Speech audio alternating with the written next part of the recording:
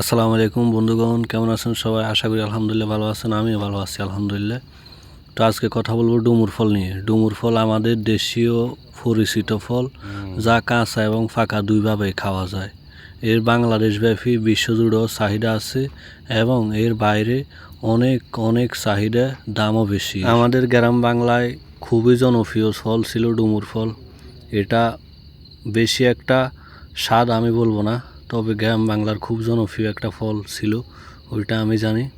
এই ফলটা আকারে ছোট এবং গোল হয়, কিন্তু ডুমুর ফলের অনেক গুণ আছে, ওইটা আপনারা জানেন? ডুমুর ফলে রোগ প্রতিরোধ ক্ষমতা বেশি এবং এতে প্রচুর পরিমাণে ফাইবার থাকে, আয়রন এবং ক্যালসিয়াম, অ্যান্টিঅক্সিডেন্ট সব কিছু এর ভিতরে থাকে ভরপুর, যা আমাদের মানব দেহের জন্য খুবই উপকারী। এবং নিয়মিত যারা এই ডুমুর ফল খেতে পারে তাদের হজম শক্তি বৃদ্ধি পায় এবং কোষ্ঠকাঠিন্য দূর করে। যাদের শরীরে রক্ত শূন্যতা আছে তারা যদি প্রতিনিয়ত এই ডুমুর ফল খায়, তাদের শরীরে রক্ত বাড়বে এবং শরীরের দুর্বলতা কমায়, শরীরে দেয় স্বস্তি। আর যারা ডায়াবেটিস রোগী আছেন তারা প্রতিনিয়ত এই ফল খাওয়ার চেষ্টা করবেন, তাহলে ইনশাল্লাহ আপনার ডায়াবেটিস নিয়ন্ত্রণে থাকবে।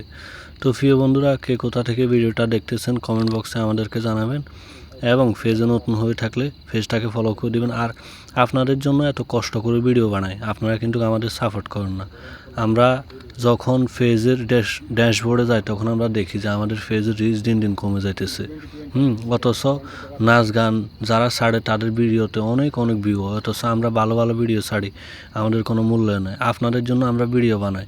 এই ভিডিওগুলো দেখার পরে আপনারা ভালো একটা কমেন্ট করেন, লাইক করেন, ভিডিওগুলো শেয়ার করে অন্যদেরকে দেখার সুযোগ করেন।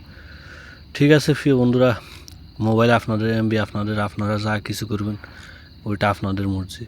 তো প্রিয় বন্ধুরা, ভিডিওটা কেমন লাগছে কমেন্ট বক্সে জানাবেন। আর যদি ভিডিওটা ভালো লেগে থাকে তাহলে লাইক করে ভিডিওটাকে শেয়ার করে দিবেন এবং যেন আপনার বন্ধু বান্ধবরা দেখতে পায় সেই ব্যবস্থা করে দিবেন।